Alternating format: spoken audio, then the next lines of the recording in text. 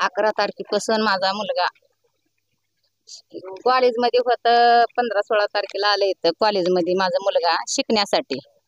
माझा मुलगा होता LLB ला.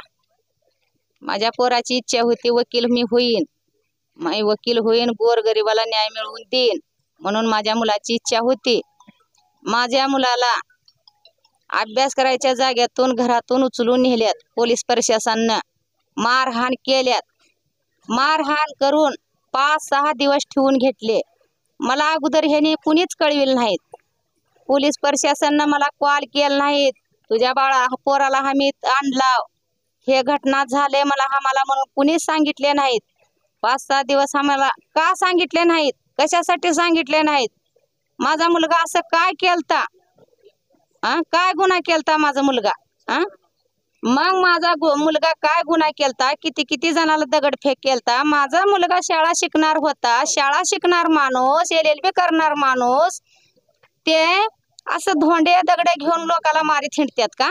शाळा शिकणारा अन्याय केल्यात माझ्या लेकरावर. अन्याय करून हे पोलीस प्रशासन उचलून नेऊन मारहाण करून 5-8 दिवस मला बोलू दिले नाही. ज्या टायमाला माझ्या लेकराचं मरण झालं त्या दिवशी माझं लेकरू मरण पावल्यावर मला पोलीस स्टेशन मधून काल सकाळी फोन आला. 11 तारखेपासून किती दिवस होत्यात कालच्याला बाळा? 5-6 दिवस त्यांनी कळविल नाहीत मला. माझ्या लेकराचं निदान झाल्यावर माझं कसं नंबर भेटलं त्यांना? मला ही विचारायचं आहे. ही न्याय पाहिजे, मला न्याय करावा.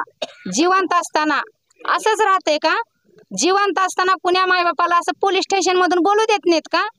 कुठं झालंय, कुठं घडलंय असं? मायबापाला न बोलणार, ते न करणार, ते पोलीस स्टेशन मध्ये लेकरांना मारून जीव घ्यायचं झालंय का आजपर्यंत कुठं?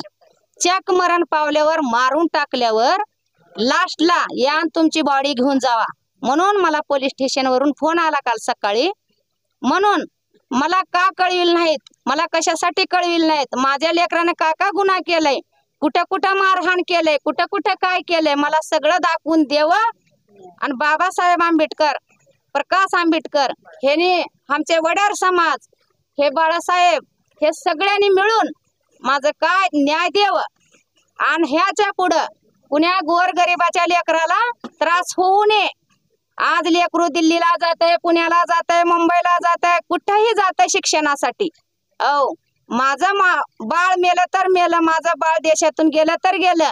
ह्याच्या पुढे कुणाच्या गोरगरिबाच्या बाळाला हत्या होऊ नये आणि त्यांना कुणाचा त्रास होऊ नये, त्या लेकरांना कुणी बोट दाखवू नये.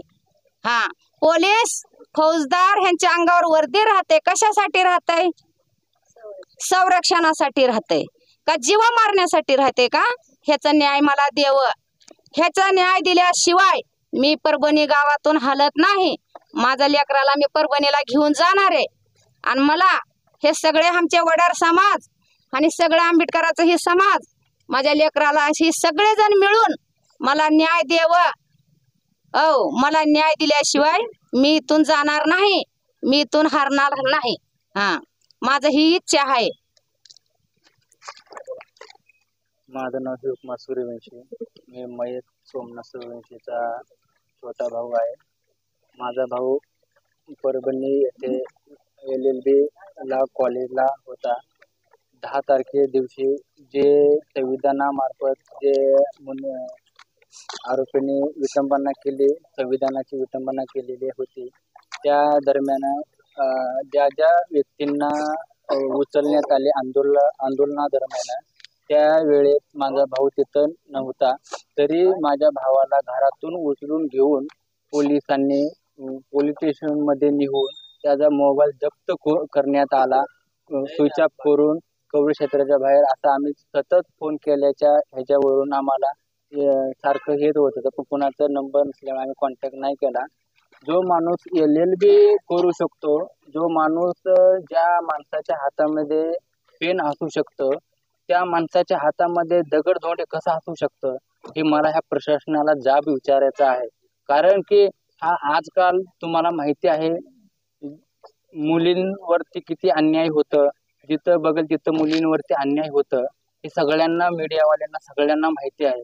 पण आज माझ्या भावाचे ह्या आवेदनकारक मयत बघून मला असं वाटतं की ह्याच्यामध्ये प्रशासनाची काहीच नाहीये त्यांची दखल, आणि प्रशासन ह्याला जबाबदार असल्याची मला ह्याच्यामध्ये त्यांना हे करायचं आहे. मला एकच विनंती आहे, जोपर्यंत माझ्या भावाला न्याय मिळत नाही तोपर्यंत मी परभणी कलेक्टर ऑफिसच्या पायरीवर माझ्या भावाची मयत ठेवून तिथून मला न्याय भेटलं पाहिजे. तोपर्यंत माझ्या भावाला मी कुणाला धक्का लावू देणार नाही. जोपर्यंत मला न्याय भेटत नाही मी शांत बसणार नाहीये. एवढी प्रशासनाला माझी विनंती आहे.